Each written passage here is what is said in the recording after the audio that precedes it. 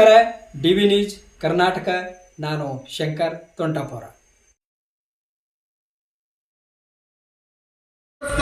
ಸೂಕ್ತ ಪರಿಹಾರ ಪುನರ್ವಸತಿ ಕಲ್ಪಿಸಿ ಕೃಷ್ಣಾ ಕೊಳ್ಳದ 3ನೇ ಹಂತದ ಎಲ್ಲ ನೀರಾವರಿ ಕಾಮಗಾರಿಗಳನ್ನು ಬೇಗನೆ ಪೂರ್ಣಗೊಳಿಸಬೇಕು.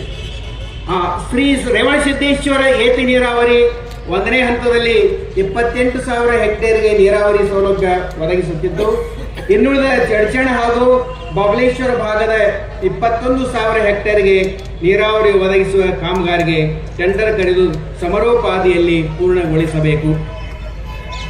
ಪೂರ್ತಿ ಭಾಗದ 19 ಕೆರೆಗಳಿಗೆ ನೀರು ತುಂಬಲು ಕ್ರಮ ಕೈಗೊಂಡು ಉದ್ಘಾಟಿಸಿ ಎಲ್ಲ 19 ಕೆರೆಗಳಿಗೆ ನೀರು ಹರಿಸಬೇಕು.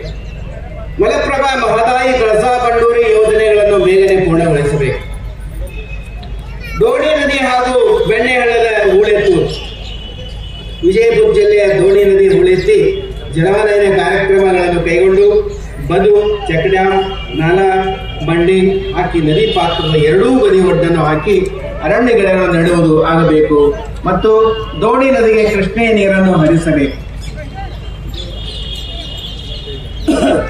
ಬೆಣ್ಣೆ ಹಳ್ಳದ ಹೂಳು ತೆಗೆದು ನದಿ ನೀರು ಹಳ್ಳಕ್ಕೆ ಹರಿಸು.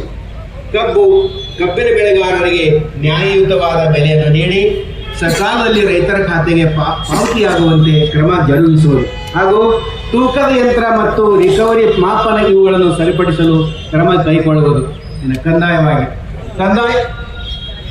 ಕಂದಾಯ ಇಲಾಖೆಯಿಂದ ರೈತರಿಗೆ ಕೋಡಿ, ವಾರ್ಸಾ, ಪಾಟ್ನಿ, ಹದ್ದುಬಸ್ತಿ ಮುಂತಾದ ವಿಷಯಗಳಲ್ಲಿ ನೇಮಗಳನ್ನು ಸರಳೀಕರಣಗೊಳಿಸಿ ರೈತರಿಗೆ ಅನುಕೂಲವಾಗುವಂತೆ ಕ್ರಮ ಕೈಗೊಳ್ಳಬೇಕು. ಸರ್ಕಾರವು ರೈತ ಪಂಪ್ಸೆಟ್ಗಳಿಗೆ ಹೊಸ ನಿಯಮ ಜಾರಿಗೊಳಿಸಿದ್ದು, ಇದು ರೈತರಿಗೆ ಮಾರಕವಾಗಿದೆ. ಈ ಹಿಂದೆ ಇದ್ದ ಪದ್ಧತಿಯಂತೆ ರೈತರಿಗೆ ವಿದ್ಯುತ್ ಒದಗಿಸುವುದು ವ್ಯವಸ್ಥೆ ಆಗಬೇಕು.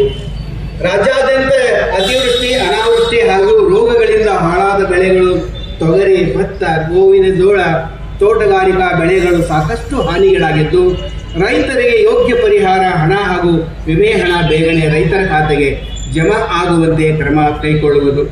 ಇನ್ನು ಮಾರುಕಟ್ಟೆ MSP ದರ ನಿಗದಿಪಡಿಸಿದಂತೆ ರೈತರ ಬೆಳೆಗಳನ್ನು ಖರೀದಿ ಮಾಡಲು ಖರೀದಿ ಕೇಂದ್ರಗಳನ್ನು ಶೀಘ್ರದಲ್ಲಿ ಸ್ಥಾಪಿಸಿ ರೈತರ ಬೆಳೆದ ಸಂಪೂರ್ಣ ಬೆಳೆಗಳನ್ನು ಖರೀದಿ ಮಾಡಿ ವರ್ಷ ಪೂರ್ತಿ ಖರೀದಿ ಕೇಂದ್ರಗಳು ಖರೀದಿ ಮಾಡುವಂತೆ ಕ್ರಮ ಕೈಗೊಳ್ಳುವುದು. ತೋಟಗಾರಿಕೆ ದ್ರಾಕ್ಷಿ, ಒಣ ದ್ರಾಕ್ಷಿ ಬೆಳೆಗಾರರಿಗೆ MSP ಬೆಲೆ ನಿಗದಿಪಡಿಸಬೇಕು. ದಾಳಿಂಬೆ, ಲಿಂಬೆ ಮುಂತಾದ ಹೂವಿನ ಬೆಳೆಗಳಿಗೂ ಕೂಡ MSP ದರ ನಿಗದಿಪಡಿಸಬೇಕು.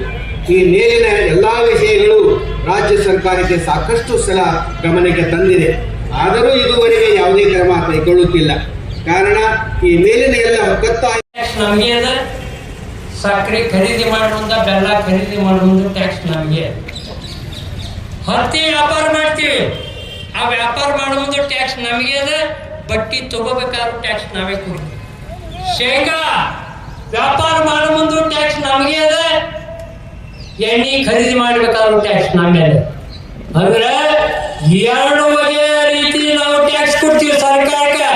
ಸುಮ್ಮನೆ ಹುಡುಗಾಟಿಗಳು ಯಾವುದೇ ರಾಜಕಾರಣ ಪುಕಾಟಿ ಕೊಡ್ತೀನಪ್ಪ ಅಂತಂದ್ರೆ ಇನ್ನು ಒಂದು ಚೆನ್ನಾಗಿರ ಬರೀ ಒಂದು ಕಬ್ಬಿನ ಮಳೆ ಇತಿಹಾಸ ನೀವು ಕೇಳಿ. ಕಬ್ಬಿನ ನಮ್ಮ ನೀರಾವರಿ ಯೋಜನೆ 8 ಲಕ್ಷ ಕೋಟಿ ಅಂತಾರೆ, 8 ಲಕ್ಷ ಕೋಟಿ ಅಂತಾರ. ಇಡೀ ಉತ್ತರ ಕರ್ನಾಟಕದ ಯೋಜನೆ ಆಗ್ಬೇಕಾದ್ರೆ 2 ಲಕ್ಷ ಕೋಟಿ. ಪ್ರತಿ ವರ್ಷ ನಮ್ಮ ಕರ್ನಾಟಕದ ಮಳೆ ದುಡ್ಡು 40,000 ಕೋಟಿ ಕರ್ನಾಟಕ ಸರ್ಕಾರಕ್ಕೆ ಜಮಾ ಆಗ್ತದೆ. 40,000 ಕೋಟಿ ಮಳೆ. ಯಾರೇ ಒಬ್ಬ ನಮ್ಮ ಪೈಕಿ ಆಗಿ ನಮಗೆ ಕೆಲಸ ಮಾಡ್ರಪ್ಪ ನಿಮ್ಮನ್ನ ಅಲ್ಲಿ ಆರಿಸಿ ಕಳ್ಸಿದ್ರೆ ನಿಮ್ಮ ಮನಸ್ಸಿಗೆ ಬಂದಂಗ ಕುಣಿಲಿಕ್ಕೆ ನಾವು ಕಳಿಸಿವಲ್ಲಿ. ಇನ್ನು ಮುಂದೆ ಬಾರ್ಕೊಂಡು ತೋರಿ ಪ್ರತಿಯೊಂದು ಊರಾಗ ಹೆಂಗ ಸಾಲ ಬಿಟ್ಟು ಎತ್ತಿಗೆ ಸಾಲ ಹಿಡಿಸ್ತೇವೆ. ಅಂತ ಇರಿಕಲ್ಲ ದನ ಇದ್ರು ಕೂಡ ಹಿಡಿಸ್ತೇನ್ರಿ, ಬಿತ್ತು ಕುರುಗಿ ಸಾಲ.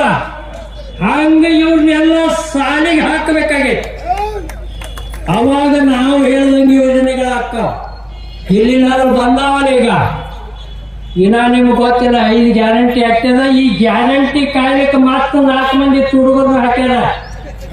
ಸರ್ಕಾರದಿಂದ ಪಗಾರ ಹೋಗ್ತೈತಿ, ಅದಕ್ಕೆ ದುಡ್ಡು ನಮ್ಮ ಟ್ಯಾಕ್ಸ್ ಹೊಂಟೈತಿ ಯಾರಿಗೆ? ಆ ಪಕ್ಷದ ಕಾರ್ಯಕರ್ತರು. ಈ ಮೆಮೊರಂ ಆದ ನಂತರ ಇನ್ನೊಂದು ಮಹತ್ವದ ವಿಷಯ, ಕಬ್ಬು ಬೆಳೆಗಾರ ಟ್ರ್ಯಾಕ್ಟರ್ಗಳಿಗೆ ಏನು ವಾಹನಗಳು ಅವಕ್ಕೆಲ್ಲ ಟೋಲ್ ಹಾಕ್ತಿದ್ದಾರೆ. ಅದನ್ನ ಟೋಲ್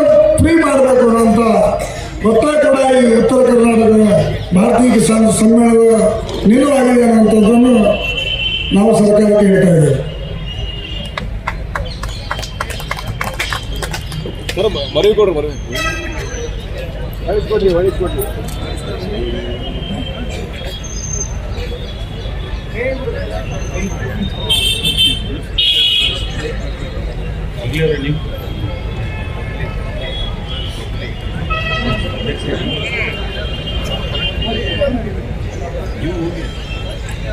ಬಂಡಿಗ್ರವ್ರು ಈ ಕಡೆ